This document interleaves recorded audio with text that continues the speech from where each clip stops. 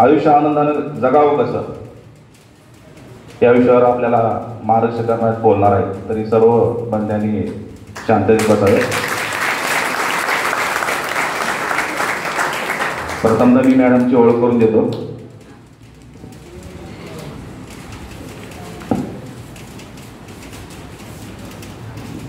बाल न्याय मंडळ सदस्य सांगली जिल्हा, पश्चिम महाराष्ट्र अध्यक्षा अखिल भारतीय मराठी साहित्य परिषद, पश्चिम महाराष्ट्र अध्यक्षा शांतिदूत परिवार, मुख्य काउन्सिलर निर्भया पथक सांगली जिल्हा पोलीस दल, सदस्य one stop crisis centre Sangli जिल्हा, सदस्य वजन मापन समिती वैद्य सांगली महानगरपालिका, सदस्य सांगली जिल्हा शांतता समिती, सदस्य सांगली जिल्हा विशाखा समिती, सदस्य सांगली जिल्हा महिला दक्षता समिती, सदस्य सांगली जिल्हा ग्राहक संरक्षण समिती, सदस्य इंडियन मेडिकल असोसिएशन सांगली कार्यकारिणी, सदस्य महाराष्ट्र शासन गर्भलिंग निदान कायदा समिती, सदस्य महाराष्ट्र शासन सांगली जिल्हा हुंडाबळी दक्षता समिती अशासकीय, उपाध्यक्ष सांगली जिल्हा मराठा सेवा संघ, मान्य वैद्यकीय अधिकारी सांगली मिरज कुपवाड महानगरपालिका, मेडिक्विन एक्सलन्स राज्य पुरस्कार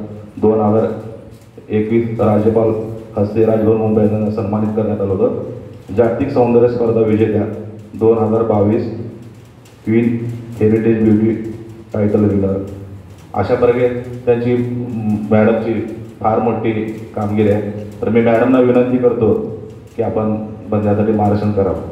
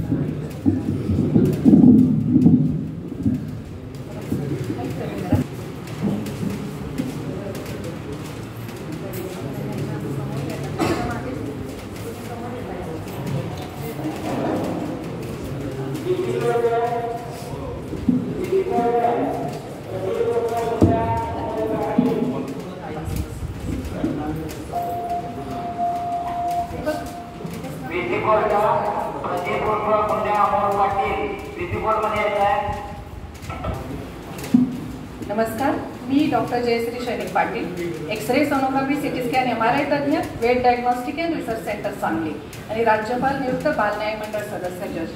आज एक जात्यावरच्या ओव्या ओखाणे पाळण्याची लेखिका, एक प्रभावी वक्ता आणि 100-150हून अधिक राज्य पुरस्कार आणि 4 लंडन आणि अमेरिकेचे आंतरराष्ट्रीय पुरस्कार विजेते.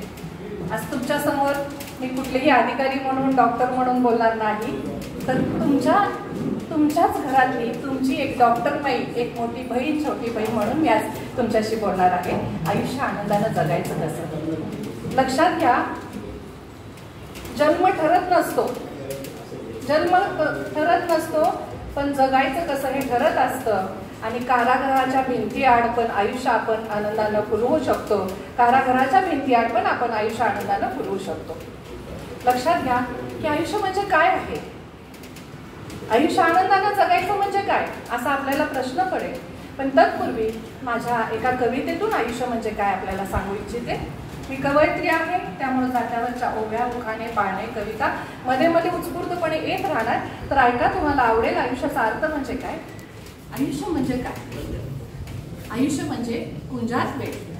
आयुष्य म्हणजे कुंजात वेल, वेलीचं फूल, फुलाची पाकळी. आयुष्य म्हणजे कुंजात वेल, वेलीचं फूल, फुलाची पाकळी, पाकळीचा रंग. आयुष्य म्हणजे रंगाचा सुगंध. आयुष्य म्हणजे रंगाचा सुगंध, सुगंधाची दरवळ. आयुष्य म्हणजे सुगंधाची दरवळ, दरवळीचा आनंद. आयुष्य म्हणजे सुगंधाची दरवळ, दरवळीचा आनंद. आयुष्य म्हणजे आनंदाचे तरंग. आयुष्य म्हणजे आनंदाचे तरंग, तरंगाचे तुषार. आयुष्य म्हणजे आनंदाचे तरंग, तरंगाचे तुषार, तुषारांची बरसात. आयुष्य म्हणजे तुषारांची बरसात, बरसातीची धुंदी, धुंदीची नशा. आयुष्य म्हणजे धुंदीची नशा, नशेचा ताल. आयुष्य म्हणजे धुंदीची नशा, नशेचा ताल, तालांचे सूर, सुरांचे शब्द. आयुष्य म्हणजे तालांचे सूर, सुरांचे शब्द आणि जिथे असते शब्दांची गोडी. लक्षात घ्या, जिथे असते शब्दांची गोडी तिथेच जमते तुमच्या आमच्या भावनांची होडी. तिथेच जमते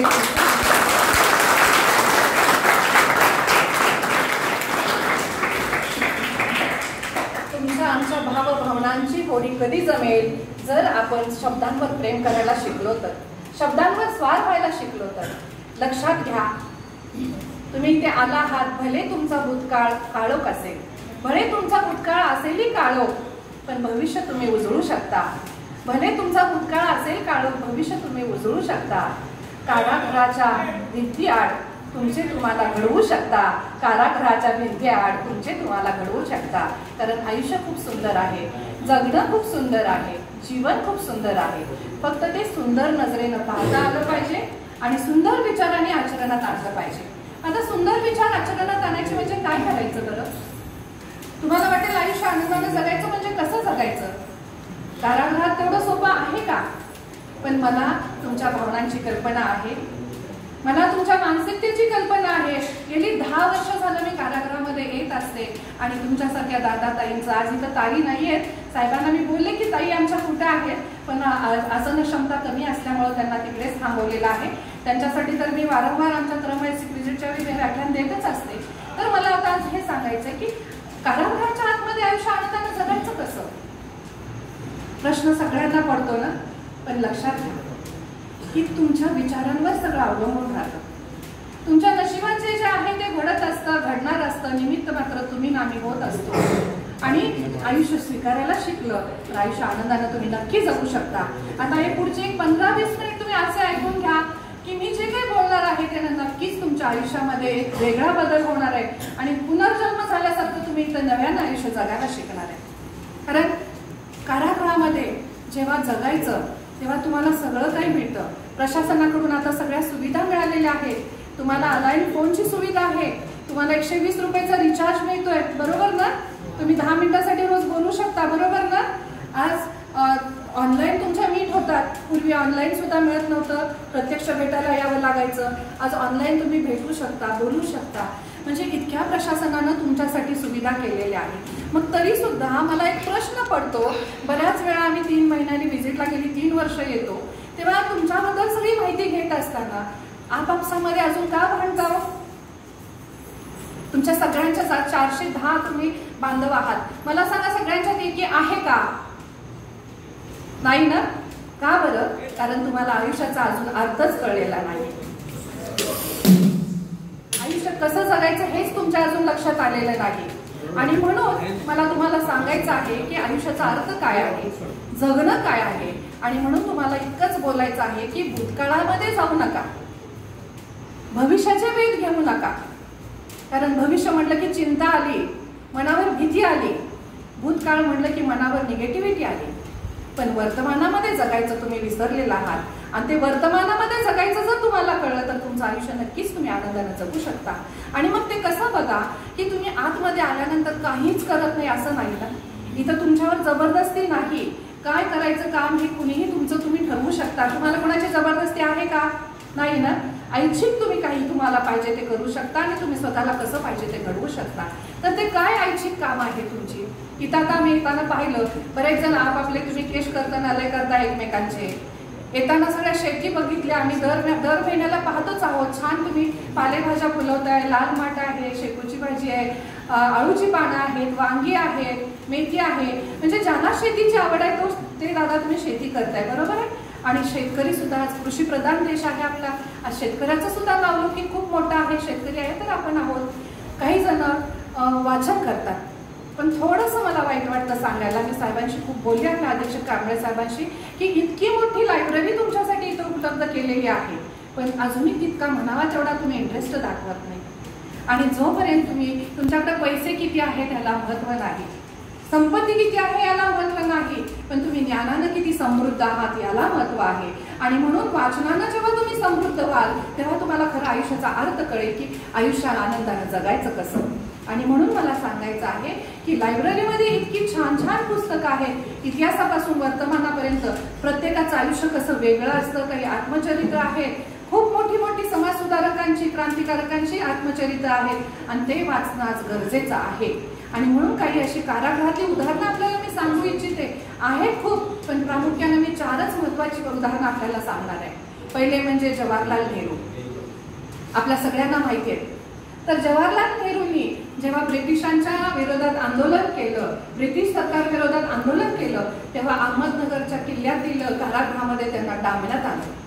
लक्षात घ्या, जवाहरलाल नेहरूंना 3.5 वर्ष ते कारागृहात डांबलेलं. आणि त्या 3.5 वर्षामध्ये त्यांनी काय केलं तर भारताचा इतिहास, तत्वज्ञान, विज्ञान आणि राष्ट्रनिर्मिती याच्यावर चिंतन केलं. आणि त्याच्यातून काय निर्माण झालं, अजरामर असा डिस्कवरी ऑफ इंडिया हा ग्रंथ निर्माण झाला. लक्षात घ्या, डिस्कवरी ऑफ इंडिया हा ग्रंथ पंडित जवाहरलाल नेहरूंनी 3.5 वर्षाच्या कारागृहामध्ये असताना लिहिला. आणि त्याच्यात त्यांनी काय वाक्य लिहिली, त्याच्यामध्ये असे वाक्य होते, prison is the good place for thoughts to read and to write. आलं लक्षात तुमच्या? कारागृह हा अशी जागा आहे की तिथं आपण चांगले विचार करू शकतो, तिथं चांगलं लिखाण करू शकतो आणि चांगलं वाचन करू शकतो.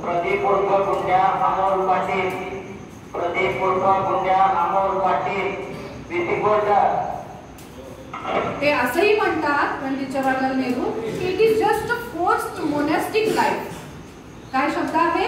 It is just like forced monastic life. म्हणजे काय तर कारागृहामध्ये जेव्हा कैदी येतो तो कसा असतो, त्याचं जीवन की संन्याशासारखं असतं. जसा संन्याशी संन्यास घेऊन आश्रमात जातो, वनवासात जातो, त्यावेळी त्यांनी काय करतात, स्वतः अंतर्मुख होऊन तपश्चर्याला बसतात, आत्मपरीक्षण करतात. आणि मग ते पंडित नेहरूंनी 3.5 वर्षाच्या कालामध्ये आत्मपरीक्षण केलं आणि आपल्या राष्ट्रनिर्मितीवर विचार केला, चिंतन केलं, भारताची संस्कृतीवर चिंतन केलं, तत्वज्ञानावर चिंतन केलं, विज्ञानावर चिंतन केलं आणि डिस्कवरी ऑफ इंडिया हा ग्रंथ त्यांनी कारागृहामध्ये लिहिला. दुसरं महत्वाचं उदाहरण लक्षात घ्या, लोकमान्य टिळक. मंडेल्याच्या कारागृहामध्ये लोकमान्य टिळकांनी गीता रहस्य लिहिलं आहे, माहित तुम्हाला? मग गीता रहस्य लिहिलं इतकंच नाही तर ते कर्मयोगी होते. ते म्हणायचे, भूतकाळामध्ये जाऊ नका, भविष्याच्या भीतीमध्ये राहू नका, पण वर्तमान आनंदाने जगायचंय ते तुम्ही विसरू नका. स्वराज्य माझा हक्क आहे आणि तो मिळवणारच, हे त्यांचं घोषवाक्य आहे. तर ह्या लोकमान्य टिळकांचं सुद्धा आपण मनामध्ये आपला एक आदर्श म्हणून पाहू शकता. तिसरं महत्वाचं म्हणजे विनायक दामोदर सावरकर. आपल्या सगळ्यांना लहानपणापासून आपण ऐकलेलं आहे की सावरकरांना काळ्या पाण्याची अंदमानामध्ये शिक्षा झाली आणि त्या सेल्युलर जेलमध्ये त्यांना जन्मठेपेची शिक्षा झाली. तिथं ना नव्हत्या वह्या, ना नव्हते कागद, ना नव्हत्या वह्या, ना नव्हते कागद, ना नव्हते पेन. पण सावरकरांनी साहित्य लिखाण कशानं केलं तुम्हाला कल्पना असेल नसेल, पण कोळशाने भिंतीवर सावरकरांनी लिखाण केलं. 10,000 ओळीचं काव्य त्यांनी भिंतीवर लिहिलं. आणि त्यांची कमला नावाची अत्यंत मनस्वी आणि प्रतिभाशाली असं काव्य आणि प्रेमकथा अजरामर झाली. कुठं लिहिली तर त्या सेल्युलर जेलमध्ये लिहिली. इतकंच नाही तर माझी जन्मठेप नावाचं आत्मचरित्र त्यांनी लिहिलं. आणि माझी जन्मठेप त्या आत्मचरित्रामध्ये सावरकरांनी दाखवून दिलं की कारागृहातलं लाईफ तेव्हाच्या काळाचं अमानवी होतं. आज तसं नाहीये. आज तुम्हाला माणसासारखी वागणूक मिळते कारागृहामध्ये, सगळ्या सुविधा आहेत. मग तेव्हाच्या त्या अमानवी जीवन जेव्हा कारागृहामध्ये होतं तेव्हा काहीही सुविधा नसताना कोळशाने आणि दगडाने 10,000 ओळीचं प्रतिभा असलेलं हे काव्य त्याने लिहिलं, लिखाण केलं, आत्मचरित्र लिहिलं. मग आपण किती काय लिहायला पाहिजे, बरोबर ना? आपण स्वतःला किती बदल करायला पाहिजे, वैचारिक समृद्ध किती केलं पाहिजे, प्रश्न पडतो ना. आणि सगळ्यात महत्वाचे 4थं उदाहरण म्हणजे नेल्सन मंडेला. 27 वर्ष नेल्सन मंडेलाने कारागृहामध्ये काढली. 27 वर्षानंतर कारागृहातून बाहेर आल्यानंतर त्यांनी त्यांच्या देशाला संदेश काय दिला? क्षमा, प्रेम. क्षमा आणि प्रेम आणि नेतृत्व काय असतं हे नेल्सन मंडेलांनी दाखवून दिलं. कारागृहातून आल्यानंतर त्यांनी राष्ट्राध्यक्षपद भूषवलं, लक्षात घ्या. आणि त्यांनी walk to freedom, long walk to freedom हे आत्मचरित्र लिहिलं त्या कारागृहामध्ये. लॉंग वॉक टू फ्रीडम म्हणजे काय तर स्वातंत्र्यासाठी खूप मोठा खडतर प्रवास त्यांच्या आयुष्याचा त्यांनी त्यामध्ये लिहिला. आणि ते स्वातंत्र्य एकट्यासाठी नाही बरं का, देशासाठीचं स्वातंत्र्य. आणि म्हणून 27 वर्षानंतर सुद्धा बाहेर आल्यानंतर त्यांनी मनामध्ये द्वेष ठेवला नाही आणि त्यांनी हेच त्यांच्या समाजाला शिकवण दिली. त्यांनी स्वातंत्र्य सगळ्या त्यांच्या साऊथ आफ्रिकेच्या कृष्णवर्णीय समाजासाठी स्वातंत्र्य मिळवण्यासाठी 27 वर्ष कारागृहात राहिले. आणि त्यांनी सांगितलं, त्यांच्या आत्मचरित्रामध्ये त्यांनी लिहिलं की हा इथपर्यंतचा प्रवास खूप खडतर होता, खूप संघर्ष होता. आणि त्या प्रवासामध्ये इतकं त्यांना संघर्ष भोगावा लागला की ते म्हटले की मी द्वेष काय असतो ते विसरून गेलो. त्यांनी त्यामध्ये इंग्लिश वाक्य लिहिलंय, I was not born with hatred in my mind. लक्षात घ्या, I was not born with hatred in my mind म्हणजे माझ्या मनामध्ये, माझ्या हृदयामध्ये मी तिरस्कार घेऊन जन्मलेलो नाही. I had to learn to love. I had to learn to love म्हणजे मला फक्त प्रेम करायला शिकायचं आहे, मदत करायला शिकायचं आहे, क्षमा करायला शिकायचं आहे आणि नेतृत्व करायला शिकायचं आहे. हे दिग्गज 4 नेतृत्व कारागृहामध्ये राहून होऊ शकतात इतके मोठे. मग तुमच्यातलं याच्यामध्ये एखादं नाव येऊ शकतं ना भविष्यामध्ये, येऊ शकतं की नाही सांगा. भले कारागृहाच्या भिंती असतील उंच उंच, भले कारागृहाच्या भिंती असतील उंच उंच, पण मनाच्या भिंती आभाळालाही गवसणी घालू शकतात. विचारांच्या उंची आभाळालाही गवसणी घालू शकतात. तुमचे शरीरानं तुम्ही इथं कैद आहात, लक्षात घ्या, शरीरानं तुम्ही इथे कैद आहात, पण तुमचं मन मुक्त आहे. आणि मन जर मुक्त असेल तर मनाला कुठलीही कुलपाची किल्ली लागू शकत नाही, मनाला कुणीही कुलूप घालू शकत नाही. आणि ते मोठं अस्त्र तुमच्याकडे आहे. मी जी आता 4 नावं सांगितली, नेल्सन मंडेला, लोकमान्य टिळक, जवाहरलाल नेहरू, सावरकर, तर ह्यांनी कारागृहामध्ये राहून त्यांच्याकडे कुठलं शस्त्र होतं? शब्दांचं शस्त्र होतं, लेखणीचं शस्त्र होतं. आणि त्या लेखणीच्या जोरावर आपण आयुष्यामध्ये खूप मोठं स्वतःला करू शकता, स्वतःला घडवू शकता. आणि म्हणून मला सांगायचंय की आयुष्य खूप सुंदर आहे, जीवन खूप सुंदर आहे, जगणं खूप सुंदर आहे. आणि त्यासाठी मला इतकंच तुम्हाला सांगायचं की स्वतःवर प्रेम करायला शिका, क्षमाशील राहायला शिका. लक्षात घ्या, आज तुम्ही इथे आलेले आहात, सगळी कलमं आहेत तुमच्याकडं. कुणाला 302 मध्ये आहे, कोण 420 मध्ये, कोण 307 मध्ये आहेत. विविध कलमाखाली तुम्ही इथे आलेले आहात. पण याचा अर्थ असा नाही की तुम्ही इथेच राहणार आहात. तुम्ही काही जणांची लवकर सुटका होणार आहे, काही जण काही वर्षांनी जाणार, काही जण काही महिन्यांनी जातील. पण तरी सुद्धा इथं जेवढं आयुष्य तुमचं आहे, जेवढं वर्ष तुमचं वास्तव्य आहे, तेवढं वर्ष तुम्ही आयुष्य आनंदानं कसं जगायचं आणि ते जगणं गरजेचं आहे. कारण आयुष्य एकदाच मिळतं, जीवन एकदाच मिळतं आणि ते एकदा मिळालेलं जीवन आनंदानं जगणं गरजेचं आहे. तुम्ही आता इथं चिंता करून, त्रास करून, भूतकाळामध्ये जाऊन तुम्ही ह्यात काही फरक पडणार आहे का सांगा? तुम्ही झालेल्या घटना बदलणार आहेत का? म्हणजे भूतकाळात न जाता, भविष्याचा विचार न करता वर्तमानात जगायला शिका. एकमेकांच्या बरोबर प्रेमानं जगायला शिका, एकमेकांच्या बरोबर प्रेमानं राहायला शिका, एकमेकांच्या बरोबर विचारपूस करायला शिका, माणुसकीनं जगायला शिका. आणि माणुसकी असेल, तुमच्या मनामध्ये प्रेम असेल, बंधुता असेल, तर तुम्हाला नक्कीच तुम्ही आनंदामध्ये राहू शकता.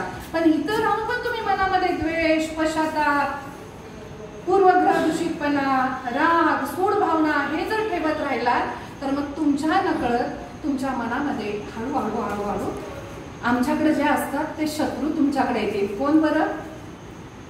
आमच्याकडे असतात ते शत्रू म्हणजे कोण सांगा? ते म्हणजे blood pressure, diabetes, heart attack. कारण राग आणि चिडचिड ह्याच्यामुळं ह्या गोष्टी आपल्या शरीरामध्ये येत असतात. तर तुम्हाला नशिबान समजा की तुम्हाला आज इतक्या सुविधा मिळालेल्या आहेत आणि त्यासाठी तुम्हाला आयुष्य आनंदाने जगायचं आहे. आणि म्हणून मग आयुष्य आनंदाने जगायचं आहे तर कसं जगायचं? तर आजपासून मी एक तुम्हाला छानशी माझी पॉझिटिव्ह माइंड थेरपी देणार आहे. मी पॉझिटिव्ह माइंड थेरपिस्ट आहे. एक्सरे, सोनोग्राफी, सिटी स्कॅनची जरी तज्ञ असले तरी पॉझिटिव्ह माइंड थेरपिस्ट म्हणून आज मी तुम्हाला पॉझिटिव्ह माइंड थेरपी देणार आहे. बघा, तुम्ही आता सगळेजण ह्या जमान्यातले आहात, 21व्या शतकातले आहात, कॉम्प्युटरच्या जगातले, या धक्काबुक्कीच्या युगातले. मला सांगा, मोबाईलमध्ये आपला डेटा फुल झाल्यानंतर आपण काय करतो? डेटा डिलीट करतो, बरोबर? त्याच्यामधले आपल्याला नको असलेले फोटोज, पिक्चर, वाईट बातम्या काय करतो? डिलीट करतो. नाही डिलीट केलं तर काय होईल? मोबाईल बंद होईल, हँग होईल, बरोबर? मग आपलं मेंदू पण तसाच आहे. मेंदूमध्ये जर तुम्ही असे वाईट वाईट विचार भरवले, राग भरला, द्वेष भरला, चिंता भरली, टेन्शन भरलं, आपला मेंदू पण हँग होऊ शकतो बरं का? आणि म्हणून मेंदूला आज रीसेट करायचं आहे. आज तुम्हाला कारागृहामध्ये कॉम्प्युटर दिलेत, तुम्ही कोर्स करताय ना, तर आज कॉम्प्युटरचा कोर्स करताय, तुम्हाला हार्ड डिस्क माहिती आहे, तर कॉम्प्युटर सारखा आपला ब्रेन पण कॉम्प्युटर असतो, लक्षात घ्या. आपला मेंदू पण आपल्याला फ्रेश करावा लागतो. मोबाईल रिफ्रेश करतो, कॉम्प्युटर रिफ्रेश करतो, तसं माइंडला पण आपल्याला रिफ्रेश करावं लागतं. जर आयुष्य आनंदानं जगायचं असेल तर आज आपलं माइंड रिफ्रेश होणं गरजेचं आहे. आणि ते माइंड कसं रिफ्रेश करायचं ते मी आज सांगणार आहे. पण तत्पूर्वी मला तुमच्या सगळ्यांचं प्रॉमिस पाहिजे की हे जे मी तुम्हाला पॉझिटिव्ह माइंड थेरपी देणार आहे ती तुम्ही आचरणात आणणार आहे. ही शब्दांचीच थेरपी आहे. कबूल? कबूल? चला, इथं बोट ठेवा. आपण बोटांना डिलीट करतो ना, तसं तुमच्या मनातलं मी सगळं डिलीट करणार आहे. चला, सगळ्यांनी बोट इथं ठेवा. माझ्यासोबत सगळ्यांनी म्हणायचंय, चला चला. मी या क्षणापासून माझा भूतकाळ विसरणार आहे. मी या क्षणापासून माझ्या चुका विसरणार आहे. मी या क्षणापासून टेन्शन मुक्त राहणार आहे. मी या क्षणापासून क्षमाशील राहणार आहे. मी या क्षणापासून आनंदात राहणार आहे. मी या क्षणापासून स्वतःला माफ करणार आहे. मी या क्षणापासून क्षमाशील राहणार आहे. मी या क्षणापासून स्वतःला नव्यानं घडवणार आहे. मी या क्षणापासून चिंतामुक्त राहणार आहे. मी या क्षणापासून टेन्शन फ्री राहणार आहे. मी या क्षणापासून आनंदात जगणार आहे. मी या क्षणापासून वेगळं काहीतरी करणार आहे. मी या क्षणापासून स्वतःला सिद्ध करणार आहे. मी या क्षणापासून हसत राहणार आहे. मी या क्षणापासून निरोगी राहणार आहे. आनंदात राहणार आहे. या क्षणापासून आयुष्य आनंदात जगणार आहे. आयुष्य आनंदात जगणार आहे. हसत राहणार आहे. आनंदात राहणार आहे. हसत राहणार आहे. आनंदात राहणार आहे.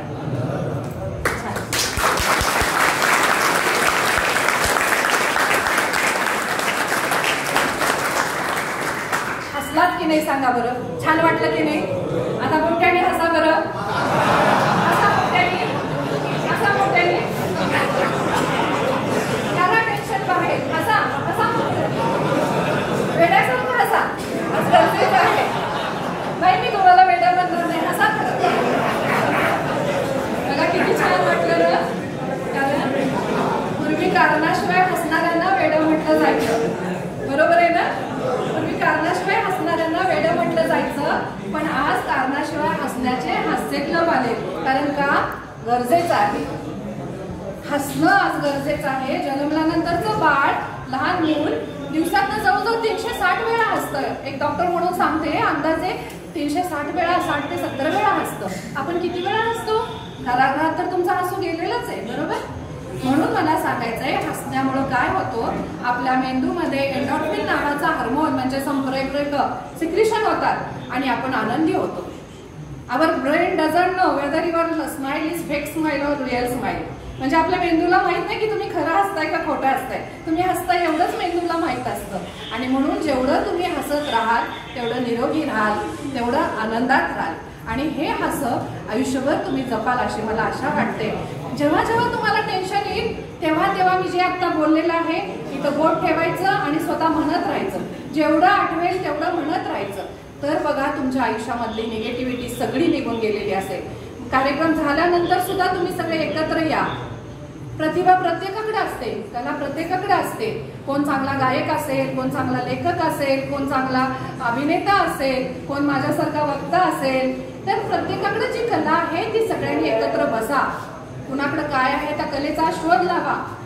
आनंदाची डोही, आनंद तरंग, आनंद प्रत्येकाच्या मनामध्ये असतो.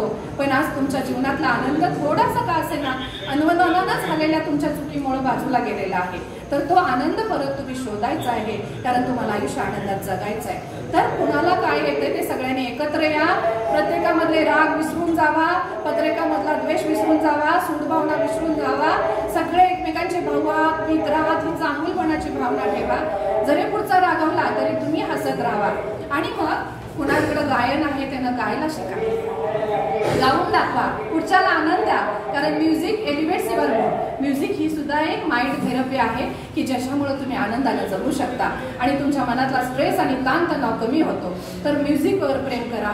जर एखादा छान गात असेल, एखादी छान गात असेल तर एकमेकांचं थोडंसं गेट टुगेदर करा. एखाद्याला जर अभिनय करता येत असेल, आता तुम्हाला अभिनय करता येत असेल, छोट्या छोट्या पुस्तकं आहेत, छोट्या छोट्या एकपात्री प्रयोग आहेत, नाटक आहेत, हे तुम्ही इथं करू शकता. कुणाला म्युझिकची आवड असेल तर तुम्ही म्युझिक वाजवू शकता.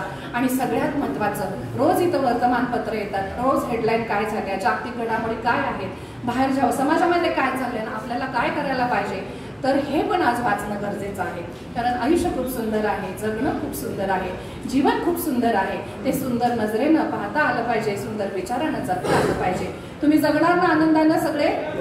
आताची प्रार्थना आचरणात आणाल, पण त्यासाठी तुम्हाला तुमचं मन क्षमाशील असायला पाहिजे. तुम्हाला कुणी रागावलं तर काय करणार? डिलीट. साहेब रागावले, डिलीट. मित्र रागावला, डिलीट. घरच्यांनी फोन केला, घरच्यांनी कोण बडबडले, डिलीट. बायको काय म्हटली, डिलीट. आई वडील काय बोलले, डिलीट. तुम्हाला एकमेक मित्र काय म्हणले, डिलीट. डिलीट म्हणजे काय? तर तो राग मनामध्ये घ्यायचा नाही, ती निगेटिव्हिटी मनामध्ये घ्यायची नाही. आणि वर काय म्हणायचं? रागवा तुम्ही, मी तुम्हाला क्षमा केली. आपला मूड आनंदी राहतो, आपलं मन आनंदी राहतं. आणि जेव्हा तुम्ही क्षमाशील राहायला शिकाल तेव्हा तुम्ही आयुष्यामध्ये यशापासून तुम्हाला पाठीमागं कुणी रोखू शकणार नाही. एक वेगळं आगळं तुमचं अस्तित्व तारून सुलाखून कसं सोनं बाहेर पडतं, तसं 27 वर्ष कारागृहात राहून पण नेल्सन मंडेलांनी काय शिकवलं बाहेर येऊन? तर क्षमाशील राहा, द्वेषभावना मनामध्ये ठेवू नका आणि प्रेम करायला शिका. त्यामुळं चांगुलपणाची भावना मनात ठेवा. स्वतःवर प्रेम करा, दुसऱ्यांवर प्रेम करा. प्रेम करा याचा अर्थ असा नव्हे तर वाद विवाद सोडून द्या, द्वेष भावना सोडून द्या. आता सगळ्यांच्या हातून गुन्हा झालेला आहे, नकळतपणे झालेला आहे, काही जणांच्या हातून नकळतपणे झालेला आहे. पण क्षमा जर तुम्ही मनाने स्वतःला केली तर बघा त्याचं परिवर्तन काय होतं. एक तुमच्यासारखा सुसंस्कृत शिकलेला एक मुलगा होता, एक उदाहरण देते. छान 20च्या वर्षात होता तो मुलगा, घरची संपत्ती अशी सांपत्तिक स्थिती अशी बेताचीच होती.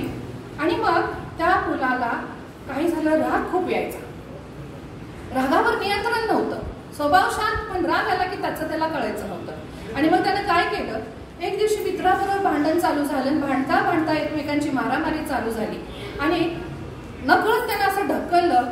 दुर्दैवानं त्या मित्राच्या, तो त्याचा दुसरा जो मित्र होता तो खाली पडला. जिथं खाली पडला तिथं अणकुचीदार दगड होता आणि जागेवरच त्या मित्राचा मृत्यू झाला.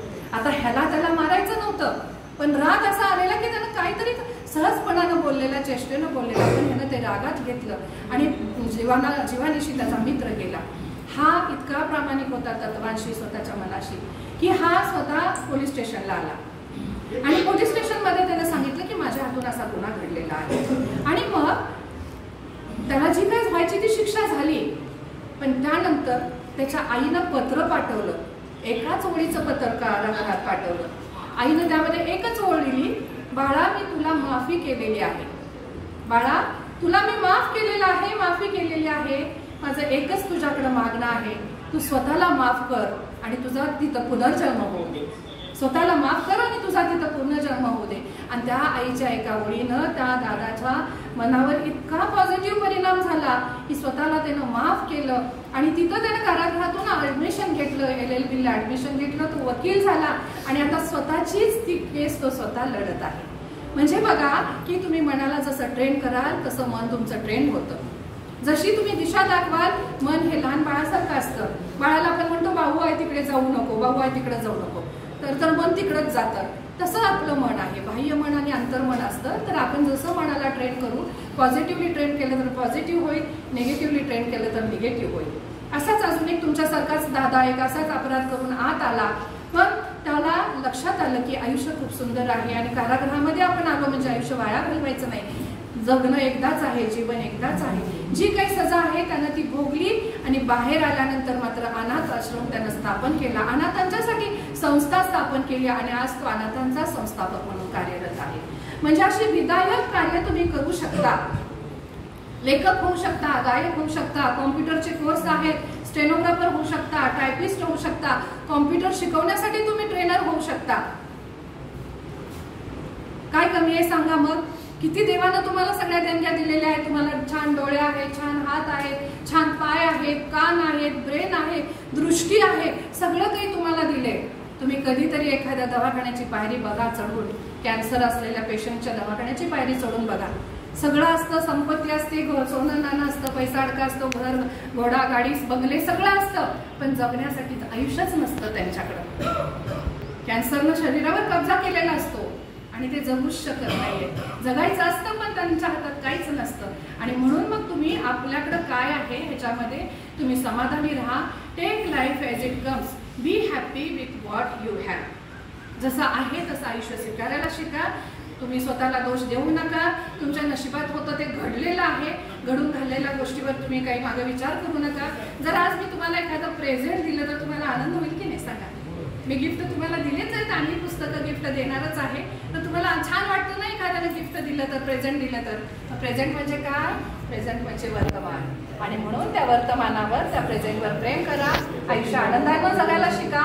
पण हे आयुष्य आनंदानं जगताना मात्र स्वतःला खंबीर ठेवा. विचलित होऊ नका, अजिबात डिस्टर्ब होऊ नका. आणि अशा आशयाची एक तुम्हाला हे म्हणा नावाची मी तुम्हाला एक पुस्तक देणार आहे, वेद शब्दांचा. आणि ह्या वेद शब्दांचं एक पुस्तक देणार आहे, शिवाय ही भरारी नावाचं पुस्तक देणार आहे. तर ह्या वेद शब्दांच्या पुस्तकातली एक कविता तुम्हाला ऐकवते. हे म्हणा, हे म्हणा असा तू कातर होऊ नको. हे म्हणा असा तू कातर होऊ नको. कठोरागात सागर पार करता निराश तू होऊ नको. हे म्हणा असा तू कातर होऊ नको. हे म्हणा असा तू कातर होऊ नको. पराभवाचे कड झेलता कधीच तू भिवू नको. पराभवाचे कड झेलता कधीच तू भिवू नको. अन्यायाविरुद्ध झगडायाला कधीच तू हटू नको. अन्यायाविरुद्ध झगडायाला मागे तू हटू नको. हे मना असा तू कातर होऊ नको. हे मना असा तू कातर होऊ नको. हे मना असा तू कातर होऊ नको.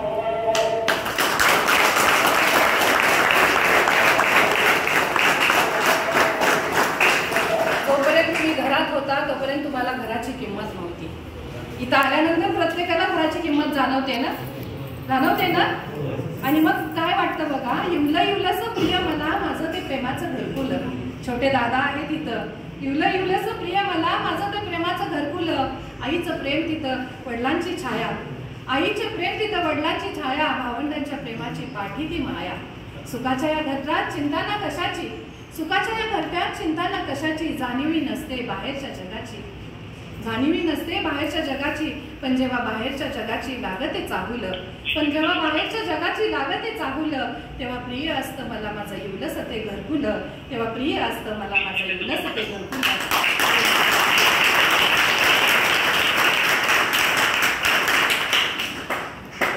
बघा, आज तुम्हाला थोडंसं फ्रेश वाटलं ना, छान आनंद वाटला ना, घराची आठवण येते ना, तर घरातले जेव्हा तुमच्याशी फोन करतील, जेव्हा बातचीत होईल, तेव्हा सगळ्यांना घरातल्यांना पण तुम्ही क्षमा करा. त्यांचा विचार करा.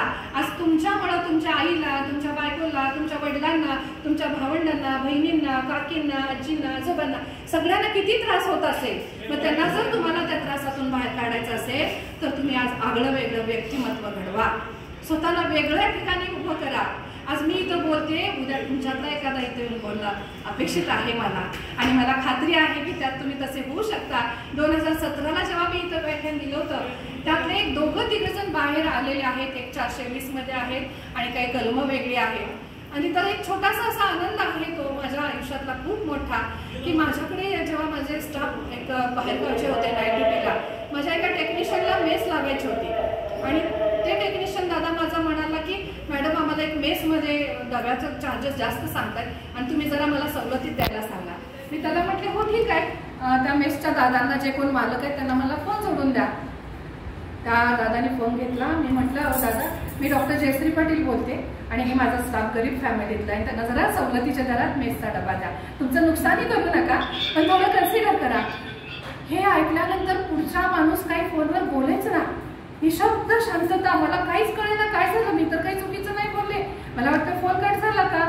हॅलो हॅलो केल्यानंतर तिकडून हुंदक्यांचा आवाज आला आणि ती व्यक्ती ते दादा ह्या कारागृहातून सुटलेले. तेव्हाच माझं 2017चं व्याख्यान त्यांनी ऐकलेलं आणि ते म्हणाले माऊली आज तुम्ही माझ्याशी प्रत्यक्षात बोला ही मला अपेक्षा नव्हती, पण तुम्ही जे काही कारागृहामध्ये सांगितलेलं की स्वतःला वेगळा अवतार घडवा आणि मी बाहेर आलेलो आहे किरकोळ गुन्ह्यातून आणि आज माझ्या बायकोला घेऊन मी माझी मेस चालू केलेली आहे तुमच्या आशीर्वादाने. म्हणजे किती तो आनंद असेल. मला तरी तो अजूनही ते कानात तसेच ते हुंदके माझ्या कानात आहेत. म्हणजे शब्दांना माणसाचं जीवन किती परिवर्तन होतं बघा. आणि वर मला म्हणाले की आमच्या मेसमध्ये एकदा तुम्ही जेवायला आलात माऊली तर मला माझ्या आयुष्याचं सार्थक झाल्यासारखं वाटेल. असेच एक पत्रकार पण इथून सुटून गेलेले आहेत 420च्या कलमाखालचे, ते सुद्धा बाहेर भेटले. त्यांनी माझे काही विचार ऐकलेले. तेही म्हणाले की माझ्या मनाचं परिवर्तन इतकं झालं की मी पत्रकारितेमध्ये आणखी माझं नाव मोठं करणार आहे, पण ज्यांच्यावर अन्याय होतो त्यांच्यासाठी पण मी काहीतरी करणार आहे. कारण काही जण इथं गैरसमजुतीनं आलेले असतात, काही जण अन्यायानं आलेले असतात, काही जणांवर जाणून बुजून आलेले असतात, काहींना हेतुपुरस्पर अडकवलेलं असतं, काही जणांनी हेतुपुरस्पर गुन्हा केलेला असतो. असं अनेक कारणानं तुम्ही इथं आलेलं आहे, पण ते सगळं विसरून जावं. पूर्ण डिलीट, सगळं डिलीट. आजपासून तुम्ही फ्रेश जीवन जगणार आहे असं समजा. आजच तुमचा पुनर्जन्म झालेला आहे आणि तुमचं जे काही नाव आहे ते स्वतःचं नाव घ्यायचं, स्वतःला इन्स्ट्रक्ट करायचं, स्वतःला सांगायचं की आजपासून मी नवीन जीवन जगणार आहे आणि स्वतःला आगळं वेगळं करणार आहे आणि आनंदानं जगणार आहे. आणि माझं ध्येय काय असेल, जे तुम्हाला आवड आहे ते ध्येय समोर ठेवा आणि त्याची स्वप्न बघा. स्वप्नांची उंची खूप मोठी असते जी आबाळालाही गवसणी घालतात. मोर थुई नाचतो म्हणून खिन्न व्हायचं नाही, कोकिळ कुळकू गातो म्हणून सुन्न नाही व्हायचं. स्वतःला काय पाहिजे ते स्वतःच ठरवायचं आणि स्वतःला पाहिजे तसं स्वतःलाच घडवायचं. स्वतःला पाहिजे तसं स्वतःला घडवायचं.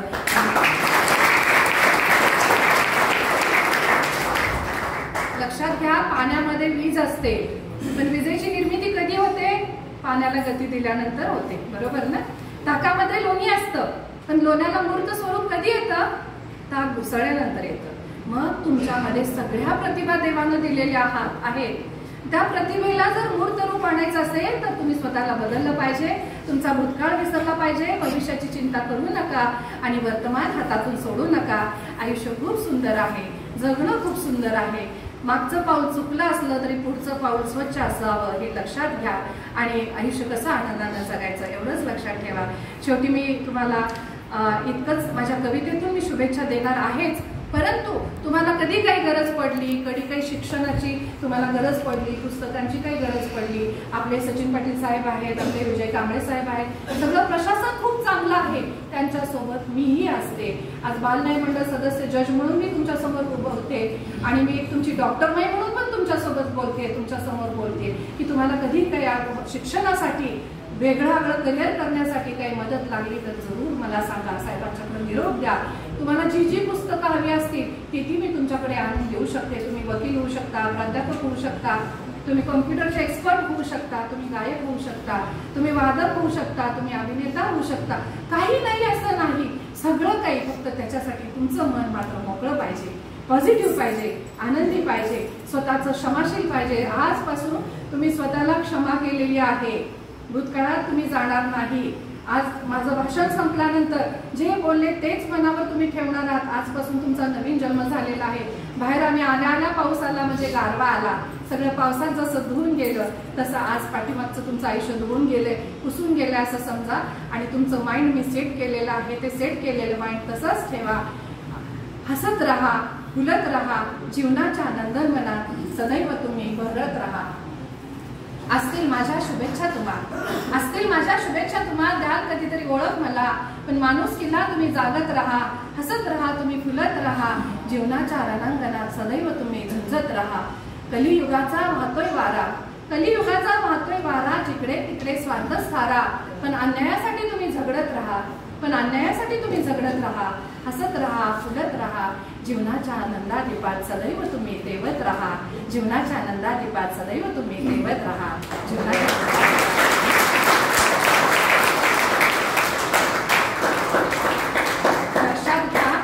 चांगल्याला चांगलं म्हणायची दानत ठेवा, वाईटाला वाईट म्हणायची हिंमत ठेवा.